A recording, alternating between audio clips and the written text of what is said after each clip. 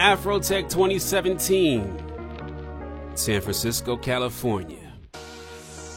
Jason Maiden, who at the time was running the youth sports apparel brand Superheroic, is in an Afrotech lounge talking design. He drops a few gems about the true meaning of design, his design ethos, and how design greatly affects or fails to impact altogether its intended audience. My conversation today is not necessarily just focused on footwear. It's focused on the frameworks you use to create a brand that can create a cultural shift. A lot of people think that design is the act of drawing or making products. It's not that. It's the act of asking better questions. That's our role. We look at the world, we ask better questions, and we respond with the products, services, and experiences we create. So it's very simple. You capture in your design ethos the principles you want to see when they look at your product, when they talk about your product, and they interact with your product. So first and foremost, it's about emotion and expression. How do you feel when you see it? What does it make you think about? Can you place this moment in time and say, yo, I remember the first time I heard Illmatic. I remember the first time I saw the Air Jordan 11. I remember the first time my parents whooped my butt for sneaking out to buy the Air Jordan 11. And then there's the form language. How does it feel? How does it look? What's the touch of it? What's the finish of it? How does it interact with the human body? How does it interact with the environment in which it exists? You know, we don't have to put a giant logo on our product because our design language is our branding. I'm Will Lucas, and this is Black Tech, Green Money. I'm going to introduce you to some of the biggest names, some of the brightest minds, and brilliant ideas. If you're black in building or simply using tech to secure your bag, this podcast is for you.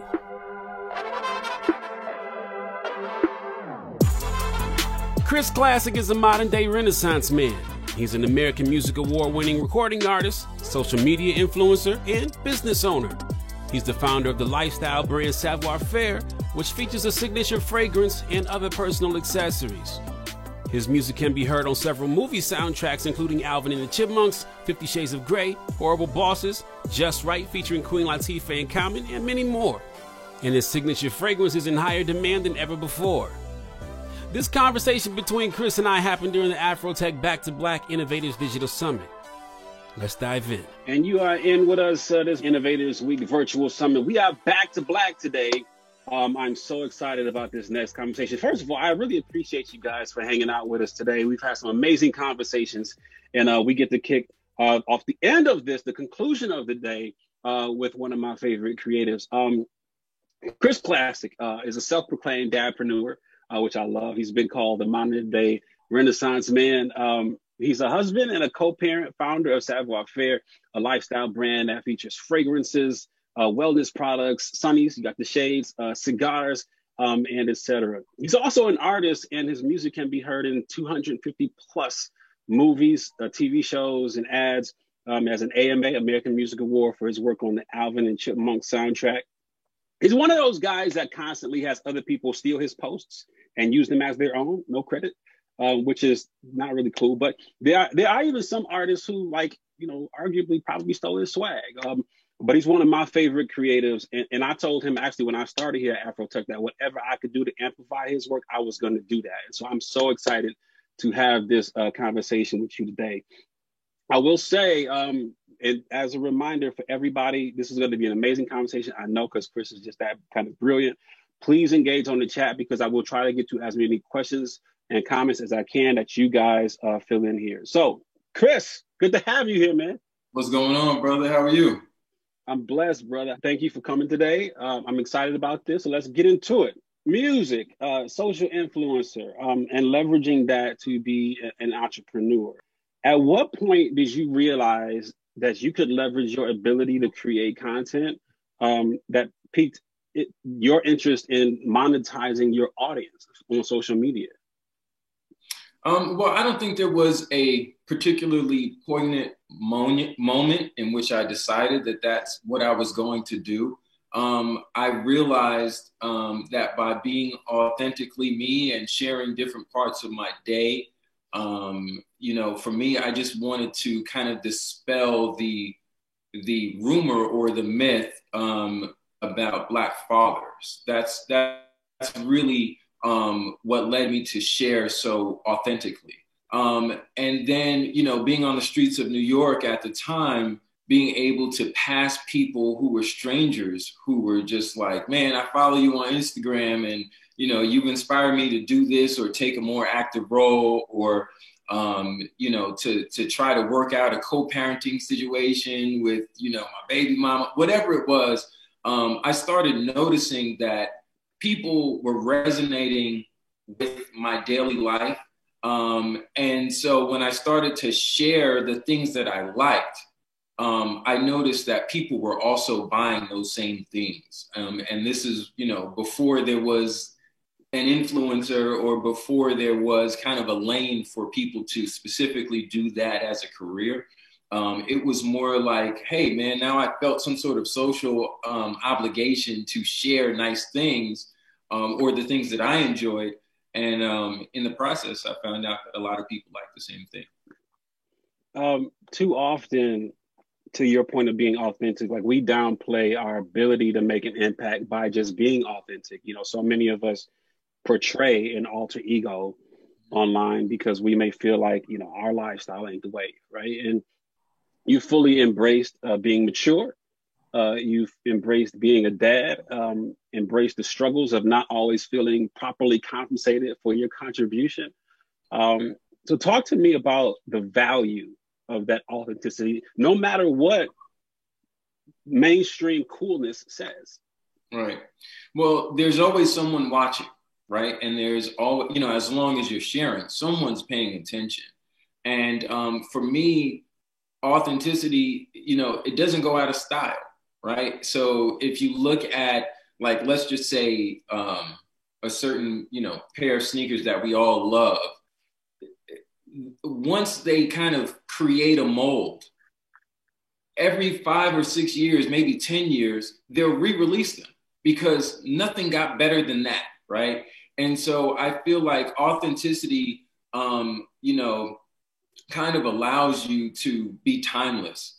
And so that's what I aim for. And I realized that with brands and entrepreneurs, the level of authenticity from which you share from, you know, definitely transcends over to your brand because people are looking to identify with what's real. And, you know, most of the people who, you know, kind of patronize my business and support my brand, they first become interested because they're looking at my life that I'm sharing pretty openly and candidly.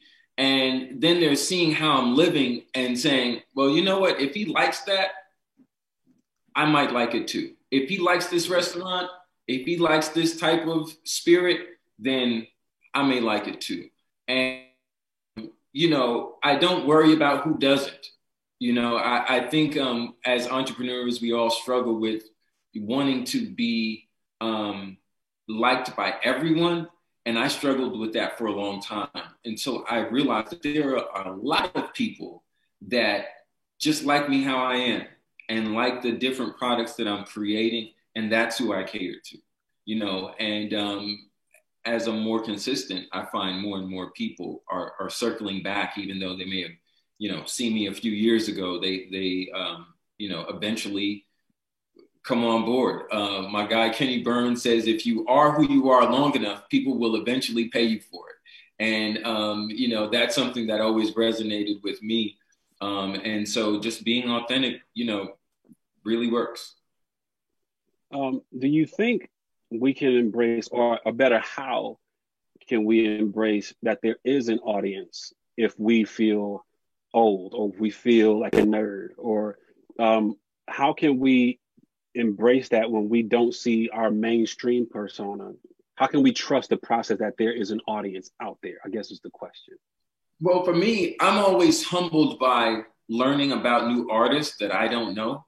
I think the most recent that really just, you know, wowed me was Russ.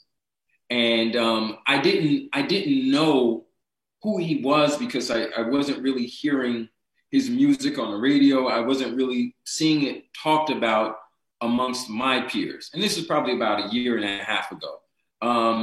But then I asked my teenage sons and they knew, right? And then as I did more research, I was able to see these crowds that he was performing in front of. And I'm like, where did this kid come from Who is he and how does he have arenas packed?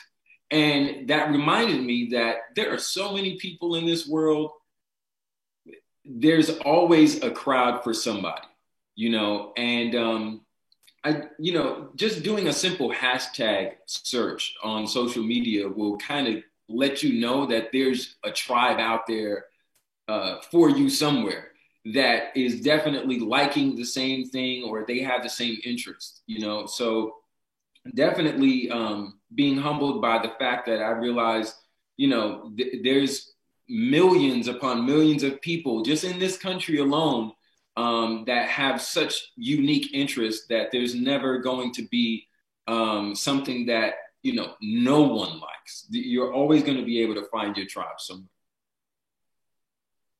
How can we find that if we're not the mainstream wave? Like, how can we find our audience on social media, or is it that they just find you? Like, to your point of what Kenny Burns said, they'll find you.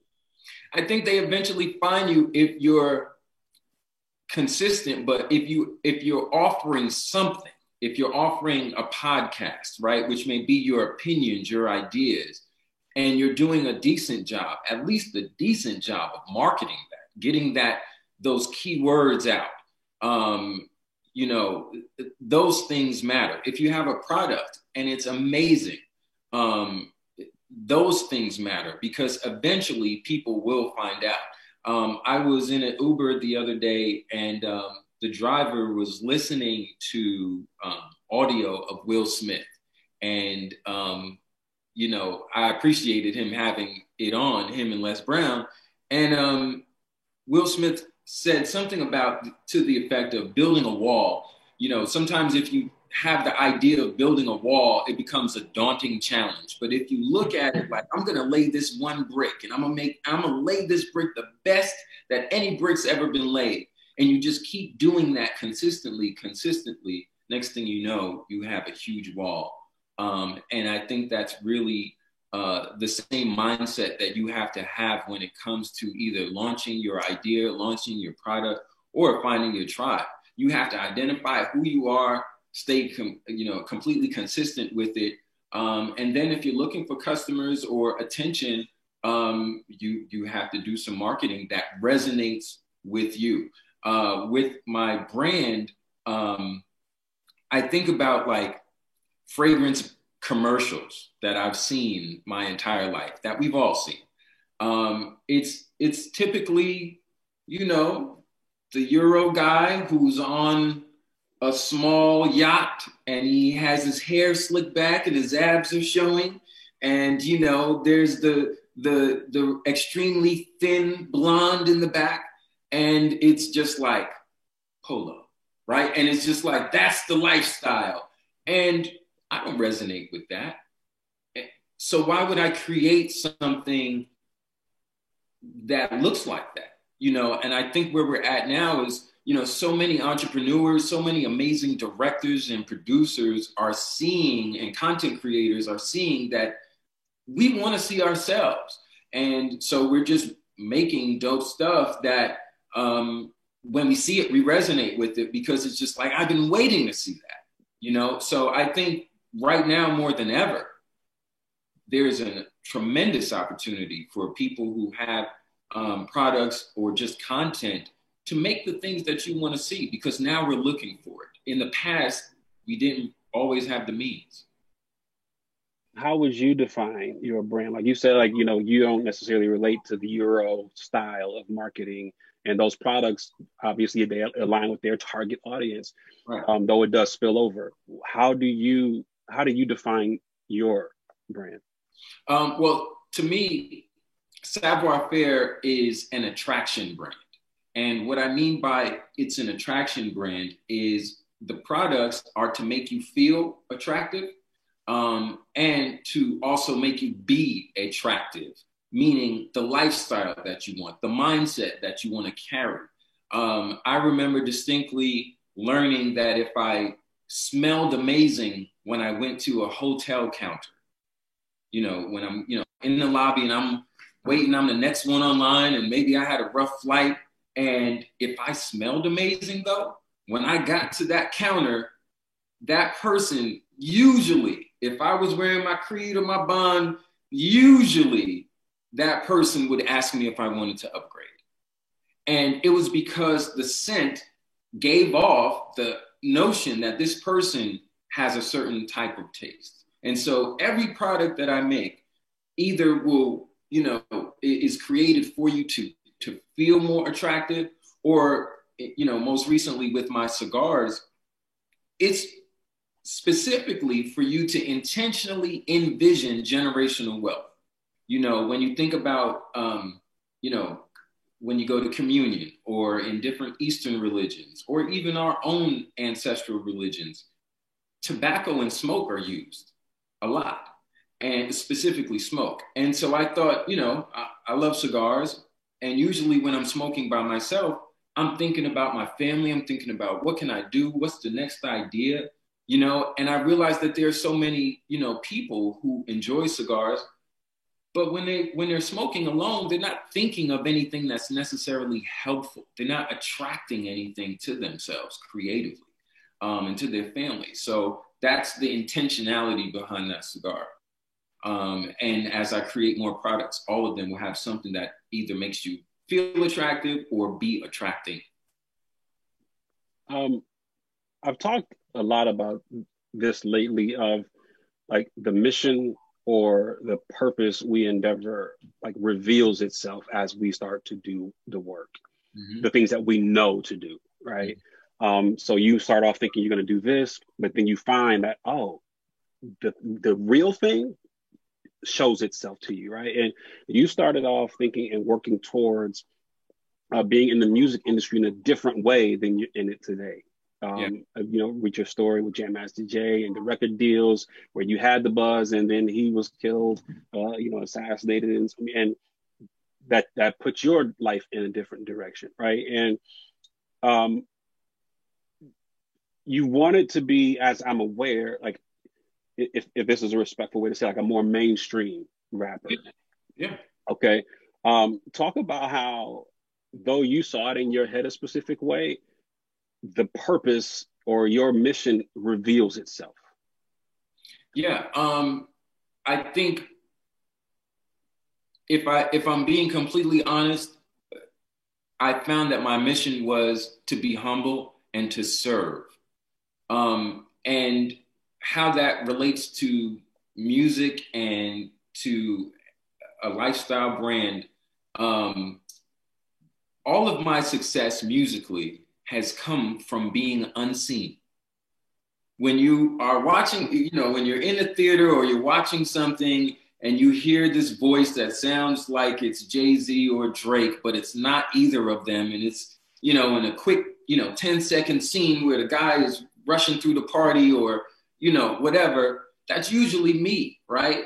And I know, my producers know, my family may know my voice. And I think now I have enough people who are, you know, like Marvel or DC nerds who like know my voice, or WWE, you know, people, fans who know my voice. But all of my success has come from being behind the scenes, you know, and when I thought about being an artist and being successful, I didn't specify how, you know, and so I have to really take ownership of that and realize I just wanted to be heard. I just wanted to be successful. And, you know, the creator was just like, all right, cool. You didn't specify, so this is how you're going to get it. And then as I was creating the brand and I started, you know, going out around Atlanta and seeing people that I didn't know say, hey, man, I wear Soul Cafe, I wear Beau Noir, you know, talking about my fragrances, I realized that the notes in the music are the same like the notes in a fragrance. And I realized that my purpose was to serve the senses of my community, whether it's musically, whether it's, you know, by tangible products, you know, for the nose, whether it's, you know, creating, you know, cocktails or gathering people together for events, or whether it's just emotionally, you know, to talk to men and fathers about our emotional responsibility and how we can be emotionally accountable to ourselves and our brothers and, you know, to our mates. it's become revealed to me that my job and my purpose is to serve our senses.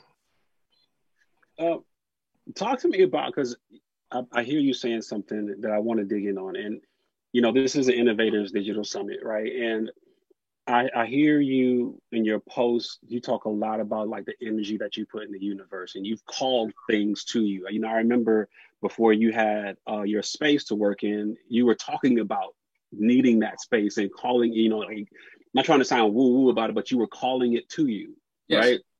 And I believe that innovation, being that this is the Innovator Summit, I believe that innovation is about seeing something that may not exist today, or a way of doing things that don't exist today, and working towards a future, that we want, that may be better than the one that we have today.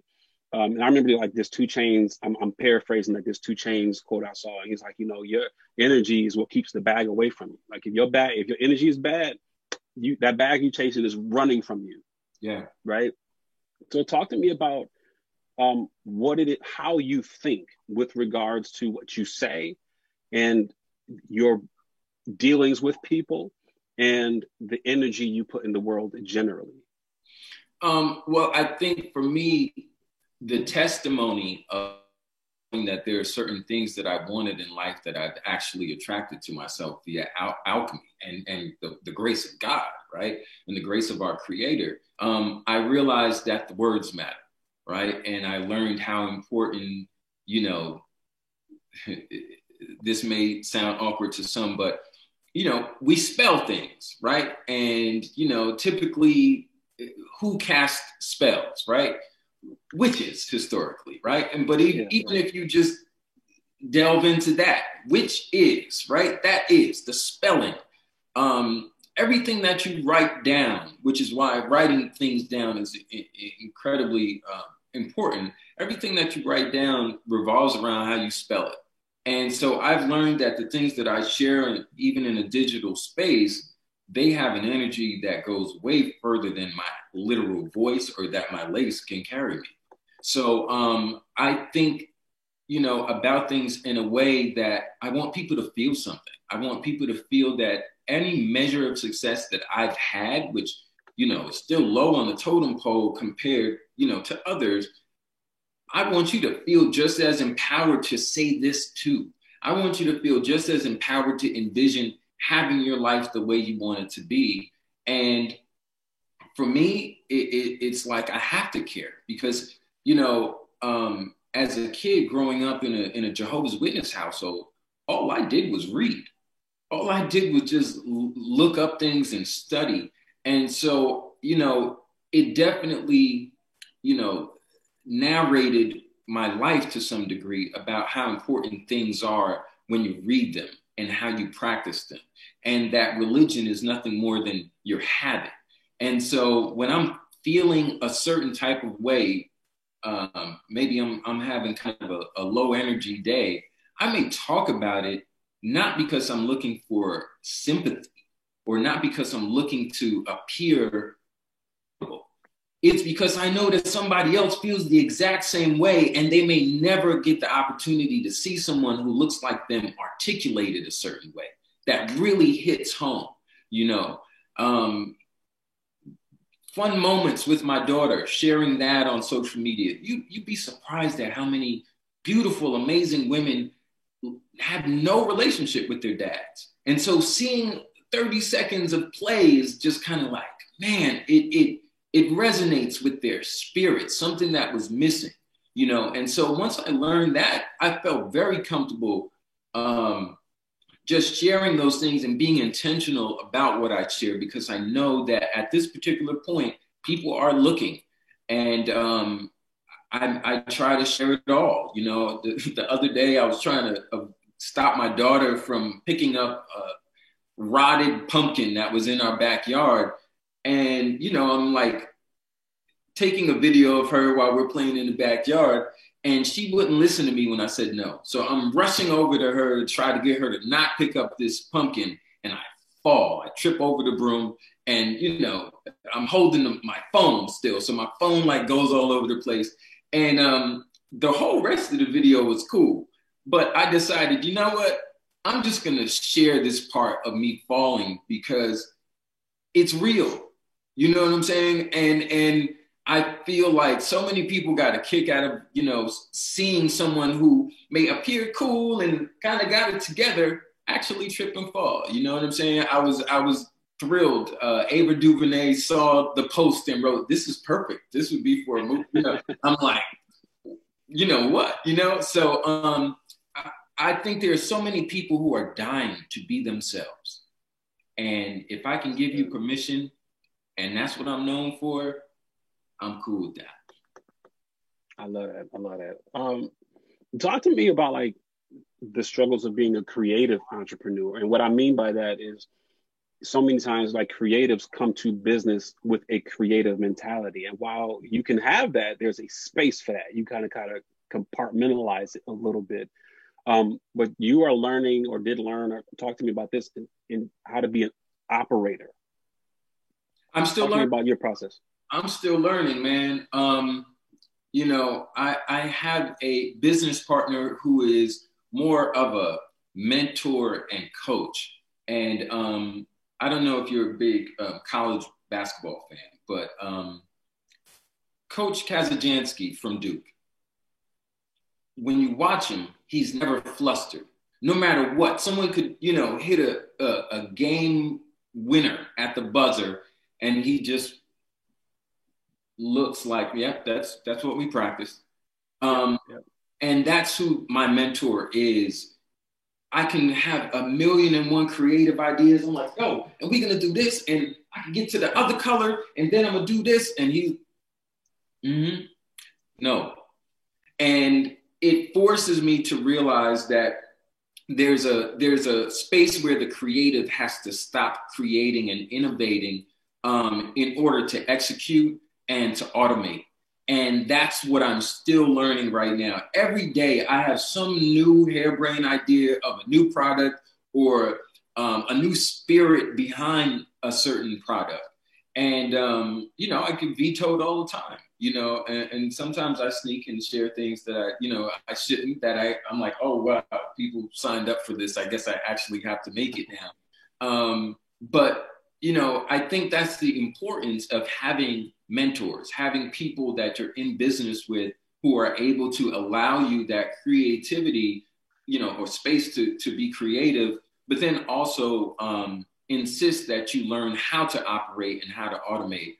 And, you know, without it, you'll end up with 1,000 products and no follow through. Yeah, I love the ingenuity behind like building in the proverbial garage, because you shared like a lot of your early posts where when you were doing the fragrance, you know, you were, I think, in the garage or the basement. I was in the basement. And for people who want to do the wellness products, the hair care, the fragrances, etc., what were the steps that you took to learn how to do formulations? Because it can go bad if you're using the wrong stuff, right? Yeah. But how did you learn? Like, what is, like, did you get mentorship? Like, were you reading books, or was it YouTube University? Like, what did you do? Well, when it first came to creating a fragrance in itself, my process started, I was only looking to create one bottle of cologne for me. That's how I first started. And I had a communication relationship with another brother here in Atlanta who DM'd me and was just like, hey, man, do you think we can meet up sometime so I can pick your brain about, you know, like being a husband and being creative and kind of like how you balance everything with being a dad? I'm like, all right, cool. You know, no one had really, no individual had asked me for some sort of consultative mentorship, you know. So we met at the gathering spot here in Atlanta. And over the next 11 months, we met maybe once or twice a month. We would spend 3 or 4 hours and we would just talk about life while I was learning about the science of blending fragrances to perfumers' alcohol. And, you know, at the end of that process, he ended up not wanting to partner with me in my business once I got to the point where I was like, wow, people really like this. I guess I should make it a business. And because he did not partner with me when I expected him to, I had to reformulate an entire formula by myself, or create an entire formula by myself. And that was really scary. So, for the first year, I only had one fragrance. And, I took the time to just learn and research, as I liked certain notes and materials, how much was recommended in an entire concentration. As far as, like when the pandemic first began, I had fragrances, but I got nervous because people weren't going to be going out, so I was nervous no one was going to continue to buy my fragrances. So I learned how to make a room spray using the concentration from, my fragrances that was successful. So a lot of it is self-taught. There is a brother who is an amazing perfumer. His name is Chris Collins. And he was actually instructed on perfumery in Grasse in France, where, they kind of say that's the Mecca and the birthplace of perfume. But that brother, he, learned there, and he has a fragrance line. It's a little bigger in the UK than here. But eventually I would love to go and sit at a university and learn. But right now, I begin with energy, and then I do my research to make sure that it's safe for people. And then I just try to execute, formulations that work. What was the decision again, or the catalyst for the decision against like a co-packer? I can't control the energy. I can't control the energy. When it leaves me, as I'm bottling and as my team is assembling, we're thinking positive thoughts. When I'm printing out the shipping labels, I'm like, man, thank you, John Adams in Winnemucca, Nevada. I appreciate you, bro. Thank you. And when we place them at the post office and we dumping them in the bin, I'm looking at them and I'm like, this is going to change someone's day. Right? That's all I'm thinking about. If I can change your day, if you was feeling down or you may not have been feeling yourself, and you put on a fragrance or a shea butter and you step out and someone goes, you smell nice. Do you know what that can do? I mean, we both know what a haircut does, right? A haircut, which I'm out of one right now. Likewise. It's all good. It's all good, bro. We connected. You know what it does. You know that, women, if you don't have a manicure, sometimes you don't feel like, I don't want to go out. I don't want nobody to see my toes ain't done. You're wearing shoes and you're worried about your toes being done. It's a feeling. It's an energy. And, that's why to people who do want to get into the wellness space, I would say, financially, it may work to, white label your products. And I'm not knocking that at all. But there's a different type of fulfillment, literally. There's a different type of fulfillment when you know that you're creating something for the benefit of people, especially of people who look like you or your family. And I can't explain it any better than that, but it's something. You feel it, especially when you get rapport and feedback from people, which, kind of forces you to have an accountability, because that people are taking a chance, shopping with you, and you want it to be right. And, I'm still learning as I go. Not every order comes out perfect. So I try to overcompensate if I've really messed up. Having to rely on shipping carriers, that is an entirely crazy, nuance. But as far as my part and what Savoir Faire, the brand, does, man, you got to care. You got to care. And if you care, people will be able to tell. And just a reminder for the audience, we do have a couple questions coming in, which I will get to. But just a reminder for you guys, we do have producers watching. So feel free to drop your comments and questions in the chat, and they're being forwarded to me. So I will get to those shortly. So there are people who Actually, I'll start here. I talk to a lot of people who influencers and online personalities who've done well in their ability to monetize their audience. Um, and I talk to them about how to pick the right things to sell. And more than one of them has said that they don't advise on just picking things, but they ask the audience what they want from them. Mm. It doesn't sound like that's your strategy. It sounds like you create it for you and offer it. Like, talk to me about how it works, because for you, it's working. Yeah. I think at this point, collectively, we're able to tell when somebody's full of BS. And we're able to tell when someone isn't really being themselves. And, you know, if someone is making a career of being an influencer and they're doing well, then they haven't attached themselves to one particular thing. They are kind of like the news.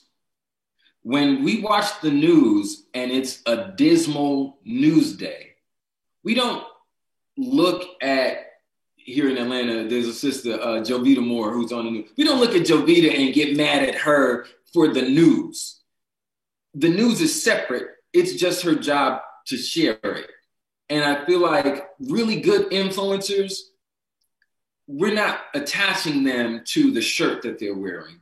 We're just, oh, okay, that's what they have today. I didn't like that shirt, but I'll come back and I'll expect to see some shoes or some glasses or something else. You know, I think that, you know, influencing is a tricky thing. I try to create products that speak to me in a way that I'm not selling you anything. I'm just offering you the stuff that I like. And I was smart enough to make it available if you want it. It's very approachable.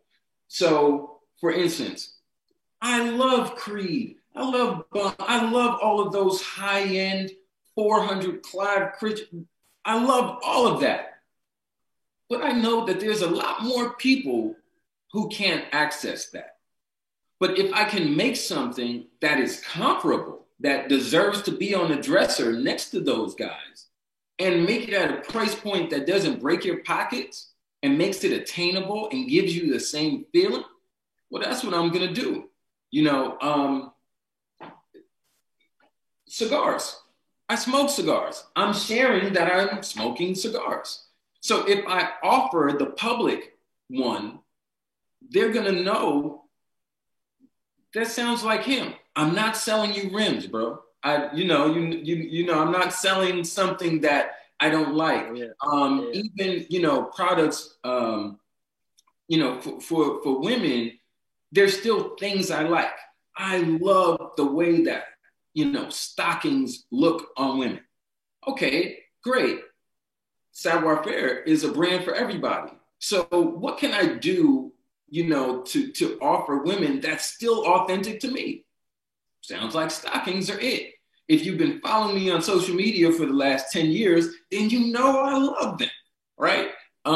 So it's not out of my wheel well. I'm not trying to just all of a sudden decide, you know, that, you know, I'm going to sell water or something that you don't know me for, you know? So I think it resonates when it's real.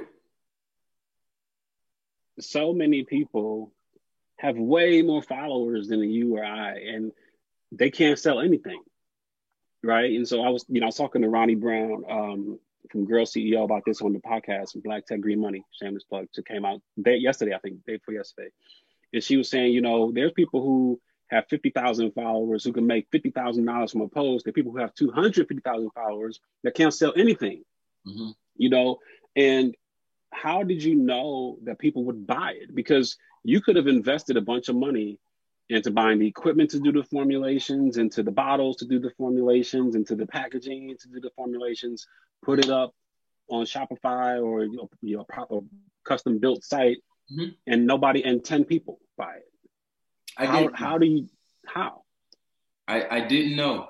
And that's what I think people who have been following that early tribe, they're watching it grow and they feel great about telling other people about it and amplifying the brand. I didn't know that it was going to work. I knew that I liked it and I knew that I was caring about what I was making. And I think as I continued to share from that authentic space consistently, it got on the radar of people. Lena Waithe, man, she was incredibly instrumental in, pushing some of my fragrances to her friends in Hollywood, which who knows intrinsically and exponentially what that does, right? So there's always been supporters.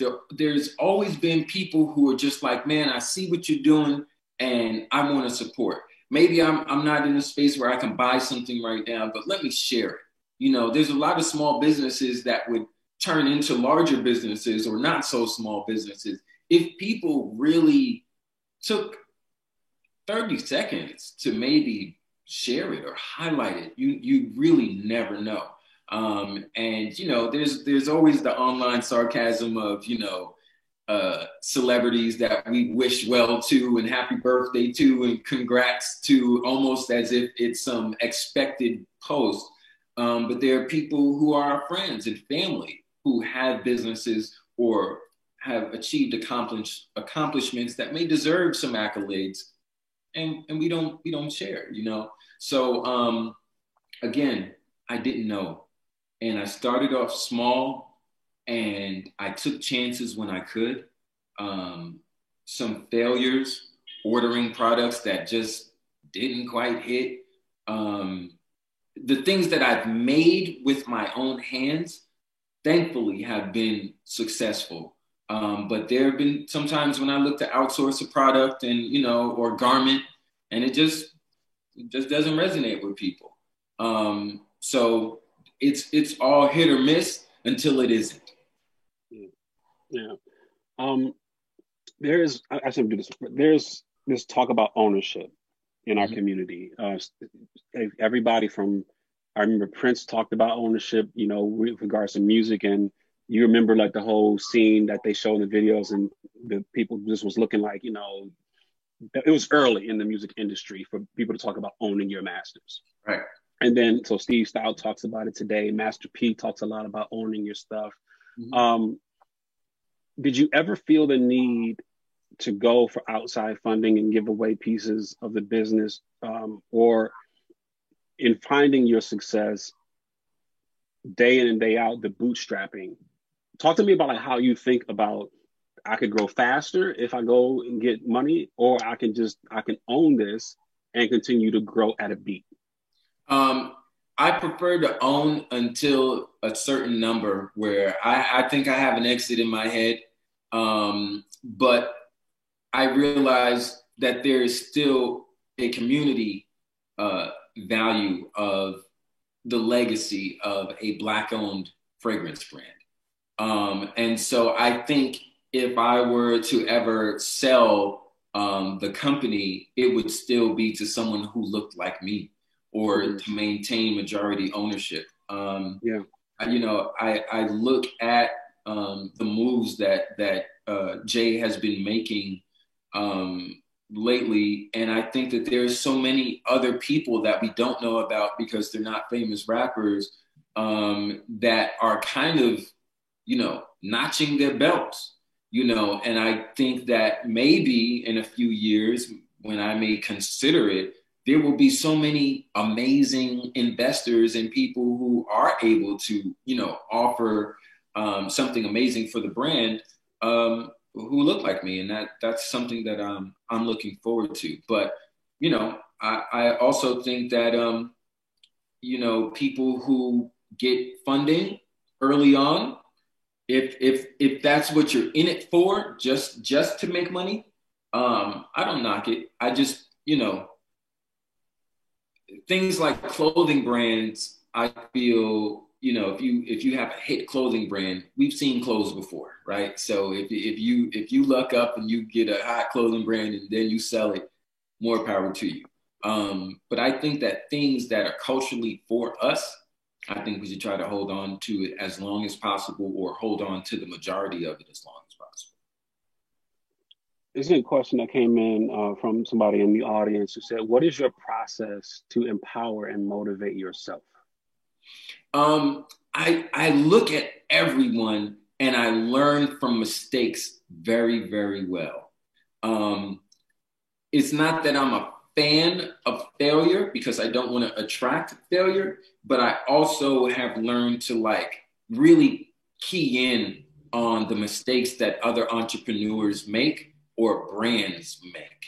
And I try to implement them, or, you know, the things that they didn't do, you know, in my business practice. As far as motivating myself, there are so many amazing, you know, Black entrepreneurs and innovators and creators that I can just sit here and open my phone and it's like, wow, that's amazing. This person secured this funding for this, or wow, who would ever, you know, thought that there could be an umbrella for your hair, you know, and then it's just like, wait a minute, there's an attorney. Oh, wait, she just bought this building over there you know what I'm saying? So it's just, especially being in Atlanta, Atlanta, I've lived in New York my entire life, and I moved here 5 years ago, and I've never felt more at home. There's so many people who motivate me. My entire day can exist with me doing business with just Black people. In New York, we may be the manager, not the owner. We may have access, but not ownership. And if Atlanta don't motivate you, or what's going on in LA isn't motivating you, it ain't for you. There's so many amazing, you know, innovators right now that you can't help but be inspired by just looking at your phone, you know. Even the ability to, you know, learn and become financially literate, or better financially literate through your phone. You know, watching Earn Your Leisure, and, you know, there's so many, even your podcasts, and just people who are saying, hey, listen, there's this information that historically we've kind of been kept out of, and now we realize it's available and we're going to share it. That's better than college, you know? So I motivate myself by, or find motivation in studying other people. I talked about this earlier in a different interview today about my favorite Steve Jobs quote, and it was about connecting the dots. And he said, you can't connect the dots looking forward. You can only connect them looking backwards. When you look at your story, you see the moves you made, how they make sense to what you're doing today. You may not have realized why you were doing them then, but ultimately, again, it reveals itself. If you look at what you wanted to do in the music business and the journey you were on, and in many ways still on, and with regards to music, what do you see as connecting to the entrepreneurial ventures? Like, what did you learn there that you were able to apply here? I think in my particular case, it's what I didn't learn that I know now, that now allows me to think about going back. It's the power of team. It's the power of really connecting with the right people, trusting the right people, staying away from the wrong people, not being afraid to take risk, and being truly authentic. You know, again, like our conversation started, my success in the music business is not how it typically goes, because my success is technically in the film and TV business, just the music section, you know? And so there are a lot of, you know, A&Rs and presidents of labels that may know who I am because they were hoping that their artist would get that same license, you know, to be in that film or that TV show. But as far as the music business goes, I'm kind of virtually unknown in the common areas. You know what I'm saying? But in the fragrance space, because there are so few Black perfumers, I'm one of the ones you first learn about, right? So, and that is all happening because of having a team, because of partnering with, you know, great people, because of, you know, my communication with other Black perfumers and us kind of forming this community and sticking together, and the Black perfume and fragrance reviewers that I didn't even know that they existed. And they have these huge followings on YouTube, and they're amazing, and they're charismatic, and they're funny, and, you know, it's just like, and they're knowledgeable. So, you know, for me, it's really about finding a team. I found a team or building a team in the fragrance game. And it's kind of like, I look back and I didn't necessarily have exactly the right team that I needed for the success that I wanted. There was a measure of success that I achieved, but that was with the team that I had. Love it, love it. Finally, Chris, I want to talk about maturity and the maturity you exude and the entrepreneurship and being additive to the culture. You've embraced a very mature persona, you know, and what do you say to people who've been at it for years and still haven't hit that inflection point to encourage them that there's still time? Yeah. Well, even, and I'll take the example of music, because I think music is the quintessential example of time and space, especially hip hop. So if you think about hip hop, you know, they say it began really, you know, in 1978, right? So let's just say you were, you know, 18 years old and you know, fell in love with hip hop. You may listen to hip hop now and you don't resonate with it. And at the same time, you may not necessarily want to hear a new album from the people that you loved in the 80s and 90s.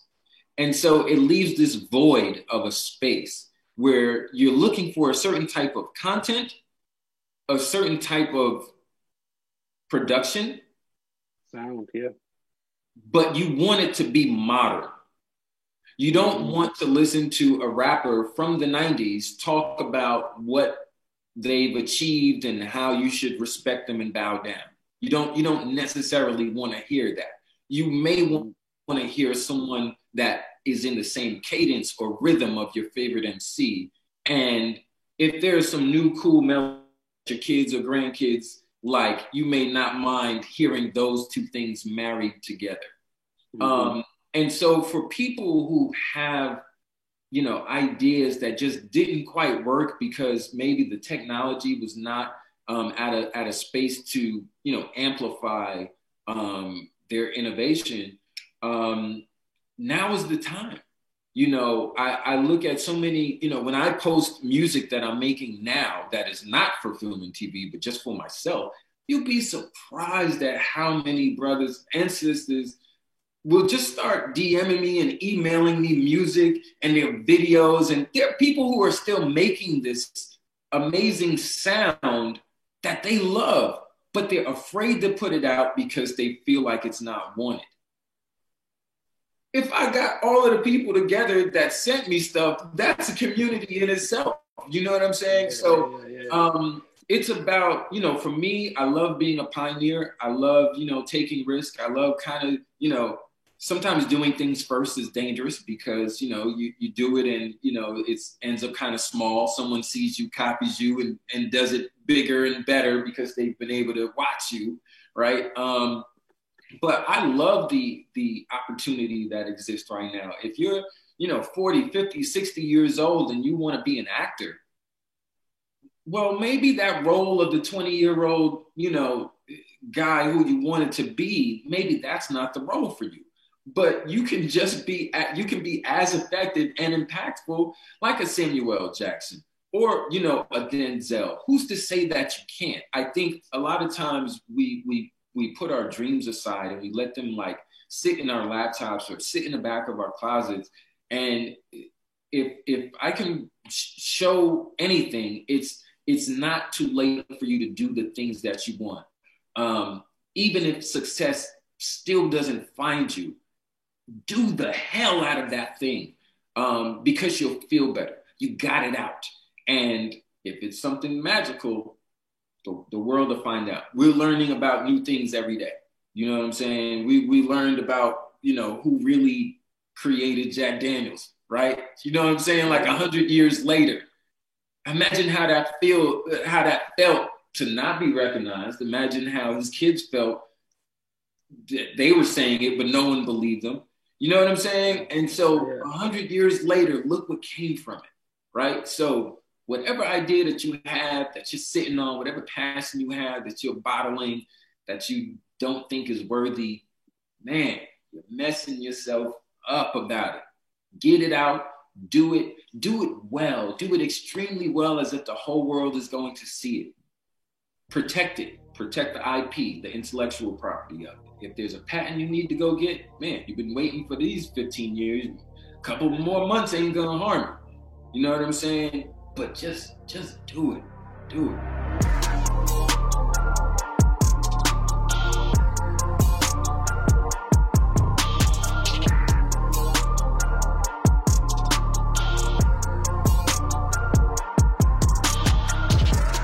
Black Tech Green Money is a production of Blavity Afrotech on the Black Effect Podcast Network and iHeartMedia, and it's produced by Morgan DeBon and me, Will Lucas, with additional production support by Love Beach and Raven Nearboard.